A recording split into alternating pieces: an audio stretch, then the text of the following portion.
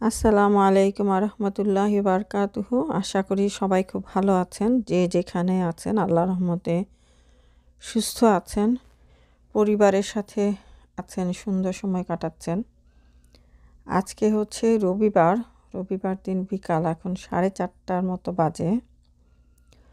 তো ছোট ছেলেটা একটু অসুস্থ, গতকাল থেকে ওর আবার জ্বর এসেছে, জ্বর, ঠান্ডা, হালকা কাশি। তো আমি একটু হাঁটতে বের হলাম, ও বাবা আছে বাসায়, ওকে টিভি ছেড়ে দিয়ে। আগামী সপ্তাহে পুরো সপ্তাহ ওর স্কুল বন্ধ। ও আমাকে কাউন্ট করে বলেছে 9 days মামি স্কুল বন্ধ।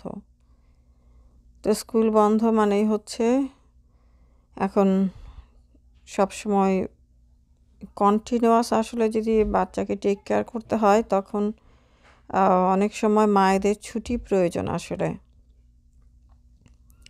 কিন্তু এই ব্যাপারটা আসলে একজন বাবা বুঝতে চায় না, যে একজন মায়ের ছুটি প্রয়োজন।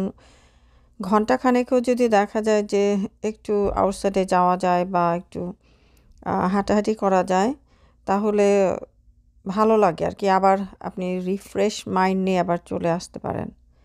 আমি দেখা যায় 10 মিনিট থাকি আসলে আউটসাইডে গেলে, 10 মিনিটস বা ম্যাক্সিমাম 15 মিনিটস, এইটুকুই, এর বাইরে না।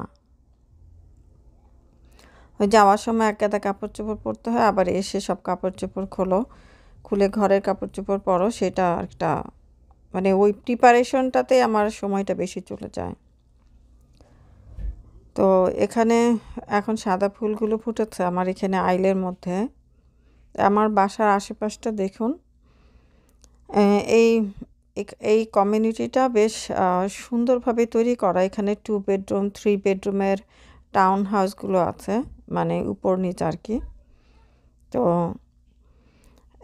একটা বাসায়, কোনো বাসায় 2টা বাথরুম, কোনো বাসায় 2টা ফুল বাথরুম, একটা হাফ বাথরুম, এটাকে বলে 2.5 bath। 3 bedroom-এর বাসাগুলোতে সাধারণত 2টা বাথরুম আর একটা হাফ বাথরুম আছে, নিচে লিভিং স্পেস আর কিচেন একসাথে ওপেন। আর উপরে হচ্ছে 3টা বেডরুম আর হচ্ছে 2টা বাথরুম। একটা হচ্ছে মাস্টার বেডরুমের ভিতরে, আরেকটা হচ্ছে কমন, 2টা বাচ্চাদের যাতে ইউজ করতে পারে আর কি। তো তো এখানে মেনটেন্যান্সের সুবিধা আছে, অফিস আছে, যখন ওদেরকে কল করা হয় ওরা মেনটেন্যান্সের জন্য চলে আসে। ঘাস কাটার কোনো ঝামেলা নাই, ওরা ঘাস কাটে এবং স্নোয়ের সময় ওরা স্নো ক্লিন করে, মানে খুব পরিষ্কার রাখে। এই জিনিসটা আমার কাছে খুব ভালো লাগে, যে নিজে পরিষ্কার করা ঝামেলা নাই। তো একটা মেন সমস্যা হচ্ছে ম্যাক্সিমাম বাড়িতে কুকুর আছে, রাস্তাঘাটে সব জায়গায় কুকুর হচ্ছে আপনার মল ত্যাগ করে রাখে, সেটা একটা প্রবলেম। তো হাঁটার সময় নিচের দিকে তাকিয়ে তাকিয়ে হাঁটতে হয়, যাতে কোনো কিছুর ভিতরে স্টেপ অন না করি। তো নিয়ম হচ্ছে কুকুর বাইরে কিছু করবে না, করলে ওরা একটা পলিথিনের ছোট ব্যাগ দিয়ে তুলে, তারপরে কুকুরের এই মলমূত্র রাখার জন্য হচ্ছে একটা আলাদা বিন আছে, ওই বিনের মধ্যে ফেলে দিতে হয়। বাট অনেকেই করে না, এটা আমার কাছে খুবই বিরক্ত লাগে আর কি। তো সেই জন্য বাইরের স্যান্ডেলগুলো ঘরের ভিতরে পর্যন্ত আনা যায় না। তো অনেক সময় মনে হয় যে, আবার অনেক সময় ওরা কুকুরটাকে বাইরে নিয়ে আসে বিভিন্ন রকমের, মানে কুকুরের যেটা টয়লেটের কাজটা করার জন্য আর কি। এটা আমার কাছে খুবই অসহ্য লাগে। তো যাই হোক, যেই দেশের যে নিয়ম, এরা হচ্ছে পেট ওদের কাছে সন্তানের মতো। আমাদের দেশে রাস্তাঘাটে কত বাচ্চা ঘুমায়, কত বাচ্চা হোমলেস আছে, তাদেরকে দেখার কেউ নাই। আর এখানে এরা কুকুরকে যেই পরিমাণ যত্ন করে, যেরকম খরচ করে এটার পিছনে, এই টাকা দিয়ে কিন্তু অনেকগুলো বাচ্চা আসলে ভরণ পোষণ করা সম্ভব। এখন শাওয়াল মাসের কিন্তু মোটামুটি অর্ধেক হয়ে গেছে। আগামীকাল হচ্ছে 13 তারিখ শাওয়ালের। তো 13, 14, 15 এই দিনগুলো হচ্ছে হোয়াইট ডেজ। এখন যারা শাওয়ালের রোজা রাখছেন ইচ্ছা করলে 13, 14, 15 ওই হোয়াইট ডেজ অনুসারেও রাখতে পারেন। তো সেই ক্ষেত্রে মানে হোয়াইট ডেজে যে মানে রোজা রাখার যে সওয়াব সেটাও পাওয়া যাবে, আবার শাওয়াল মাসের রোজা রাখার সওয়াব যেটা সেটাও পাওয়া যাবে। তবে আপনাকে ইন্টেনশন মেক করতে হবে দুটার জন্য আর কি। আবার মানডে হলে মানডে থার্সডে ধরেও যদি কেউ রাখেন, মানডে এবং থার্সডে রোজা রাখা তো সুন্নাহ, তাহলে সেটার জন্য ইন্টেনশন মেক করতে হবে এবং শাওয়াল মাসের রোজার জন্য ইন্টেনশন মেক করতে হবে। তখন দুটার সওয়াব পাওয়া যাবে আর কি। একটু বুদ্ধি করে আর কি রাখলে তখন ডাবল রিওয়ার্ড পাওয়া যাবে ইনশাআল্লাহ। তো এখন এই মানে কেন ওই যে 6টা রোজা আর কি, অনেকে হয়তো বা জানেন না। রমাদানের 30 রোজাতে রাখলে যে কোনো গুড ডিড করলে সেটা আল্লাহ 10 গুণ বাড়িয়ে দেন। তাহলে 30টা রোজায় 10 গুণ যদি গুড ডিড বাড়িয়ে দেন আল্লাহ, তাহলে 300 ডেজ আপনি রোজা রাখলেন, সেই রকম একটা ব্যাপার ধরা যায়। আর শাওয়ালের যদি 6টা রোজা রাখে তখন আবার 10 টাইমস যদি রিওয়ার্ডটা বেড়ে যায়, তাহলে আরও 60 ডেজ অ্যাড হলো, টোটাল হচ্ছে 360 ডেজ হলো আর কি। তো সেই কারণে তো মনে হলো যে সারা বছরই কেউ রোজা রাখছে। এখন যারা পিরিয়ডের কারণে যারা রোজা রাখতে পারেনি, আগে সেগুলো রেখে নিতে হবে, তারপরে শাওয়ালের রোজা। বাট যদি এমন হয় যে না আসলে সেগুলো মেকআপ করে আবার শাওয়ালে 6টা রোজা রাখা তার জন্য ডিফিকাল্ট, কারণ এই মাসে তো আবার পিরিয়ড হবে, তো তার জন্য টাইমটা কমে যাবে, সেই ক্ষেত্রে পরে রাখলেও চলবে আর কি। কিন্তু কারণ শাওয়ালের রোজা তো পরে রাখা যাবে না। আসলে ইন্টেনশনটাই বড় কথা। এখন আমরা যদি গুড ইন্টেনশন করি, একটা কিছু যদি ভালো করি, তাহলে দেখা যায় যে আল্লাহ আমাদেরকে আরও অনেক কিছু ভালো করার জন্য আমরা ইন্সপায়ার্ড হই আর কি। মানুষ খুব সহজেই অনেক সময় খারাপ কাজ করে এবং খারাপ কাজ করে মনে করে না যে খারাপ কাজটা করছে আসলে। এখন অনেকের ভিতরে আছে, তাদের ভিতরে অ্যাওয়ারনেসটা নাই, একেবারেই নাই। আসলে দুদিন আগে আর পরে মরে তো যেতেই হবে, দুনিয়ায় কেউ থাকতে পারবে না, আমিও না, আপনিও না, নোবডি। এখন যখন দুনিয়া থেকে চলে যাবে, তখন কিন্তু সব কিছু রেখে গেলেও নিজের আমলনামাটা সাথে করে নিতে হবে। ধরুন আপনি কাউকে খারাপ কথা বললেন, সেইটা কিন্তু আপনি যদি দুনিয়াতে না এটার সমাধান করেন, যাকে বলছেন তার কাছে যদি মাফ না চান এবং সে যদি আপনাকে মাফ না করে, তাহলে এটা কিন্তু এটা একটা ঋণ। আপনি সে আপনার পাওনাদার এবং এটা আপনাকে সাথে করে নিয়ে যেতে হবে, রেখে যাওয়ার কোনো উপায় নেই।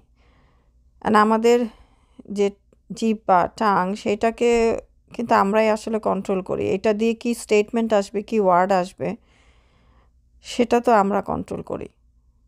এবং সেটার জন্য শয়তান হয়তো বা আমাদেরকে ইন্সপায়ার করলেও সে কিন্তু দায়িত্ব নেবে না। তো এমন না আমরা সবাই খুব সহি বান্দা, অনেক সময় ভুল হয়ে যায় বা অন্যায় হয়ে যায়। এখন সেই অন্যায়টা যার প্রতি করা হচ্ছে তার কাছেই মাফ চাইতে হবে।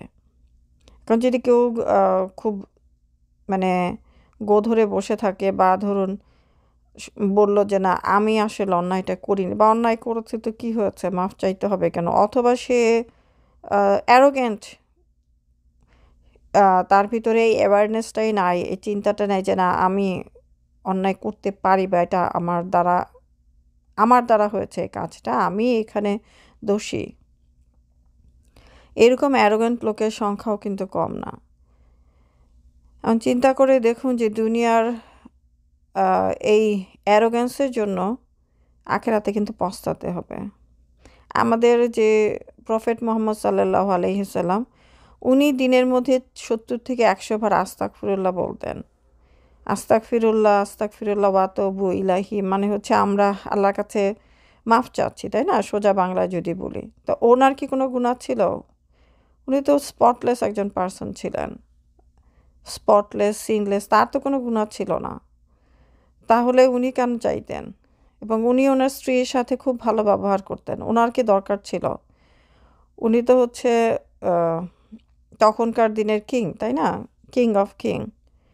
কিন্তু উনি ওনার স্ত্রীদের সাথে খুব ভালো ব্যবহার করতেন, স্ত্রীকে কাজে হেল্প করতেন, কখনো তাদের মনে কোনো কষ্ট দেননি।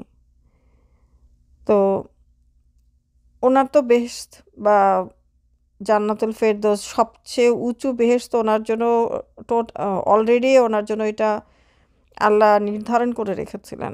তাহলে উনি তো ভালো কাজগুলো না করলেও পারতেন, স্ত্রীর সাথে উনি ঝগড়াঝাটি আজে বাজে কথা বলতে পারতেন, কিন্তু উনি কিন্তু কখনো বলেননি। একজন মানুষ কোনোদিন তার স্ত্রীদের সাথে খারাপ ব্যবহার করেননি, কোনো একটা বাচ্চা কাচ্চাকেও ধমক দেননি। এবং ওনার থেকে বেশি এবাদত কিন্তু কেউ এখন করে না, বা আগেও করেনি। অথচ ওনার এবাদত এত না করলেও তো চলতো, তাই না? আর আমরা যারা আমাদের এবাদত করা প্রয়োজন, আমরা হাত গুটিয়ে বসে আছি। আমাদের মাফ চাওয়া যতবার প্রয়োজন, আমরা সেটা না করে আমরা অন্য কাজে নিজেকে ব্যস্ত রাখছি। অন্য ধরনের ফেস্টিভ্যাল, আরও অনেক কিছু বলুন, যেগুলোতে ইনভলভ না হলেও চলে, আমরা সেগুলোতে নিজেকে ইনভলভ করছি, সেগুলোতে টাইম স্পেন্ড করছি। এখন আসলে একজন মহিলার ক্ষেত্রে হয় কি, একজন মহিলা যদি স্বামীর কাছ থেকে সময়টা না পায়, যে সময়টা তার স্বামীর কাছ থেকে পাওয়ার, তখন দেখা যায় সে খুব ডিপ্রেশনে চলে যায় বা ডিপ্রেস থাকে, অথবা যেভাবে তার ইমোশনাল নিডটা তো ফুলফিল যদি না হয়, সে অন্যভাবেই ফুলফিল করে। তো সেই সব ফুলফিল করার জন্য অনেক ধরনের পন্থা আছে। খারাপ পন্থায় আমরা না গেলেই হলো, কোনো হারাম পন্থায় যেন না যাই। তো মহিলারা যে পরকীয়া করে, সেটার জন্য দায়ী কিন্তু পুরুষ, তার স্বামী। আসলে স্বামী যদি তাকে সময় দেয়, স্বামী যদি তার সাথে ভালো ব্যবহার করে, স্বামীর কাছ থেকে সে যদি প্রপার ভালোবাসাটা অ্যাটেনশনটা পায়, তাহলে তার তো অন্য পুরুষের কাছে যাওয়ার প্রয়োজন হয় না আসলে। তো এই জন্য এইসব ব্যাপারগুলো সমাজে এখন বৃদ্ধি পাচ্ছে। যারা পুরুষ, তাদের যে দায়িত্ব স্ত্রীকে সময় দেওয়ার, তারা স্ত্রীকে সময় না দিয়ে অন্য কিছুকে এত বেশি সময় দিচ্ছে যে তারা তাদের স্ত্রীদের প্রতি আসলে অ্যাটেনশন দিচ্ছে না। এখন যদি ধরুন একটা মানে ফোনকে আপনি বহুভাবে ইউজ করতে পারবেন, ফোনের ভিতরে কিন্তু অনেক আজে বাজে ছবিও আসবে। এখন যদি কেউ অন্য নারীদের আজে বাজে ছবি দেখে, বা ধরুন নাটক সিনেমা যেটাই হোক, সিনেমার নায়িকা যদি হয়, সে তো সেজেগুজেই থাকবে। তখন তাকে যদি দেখে, নিজের স্ত্রীকে কিন্তু ভালো লাগবে না। তাকে যদি অনেক দেখতে থাকে, তাহলে নিজের স্ত্রীকে ডেফিনেটলি ভালো লাগবে না। যে সিনেমার নায়িকা, যে মডেল, যে সঙ্গীত শিল্পী, তারা যখন টিভিতে গান করে, তখন তারা কিন্তু রেগুলার একটা, আমরা যারা ঘরের মধ্যে থাকি, আমাদের মতো করে কাপড় পরে আসে না।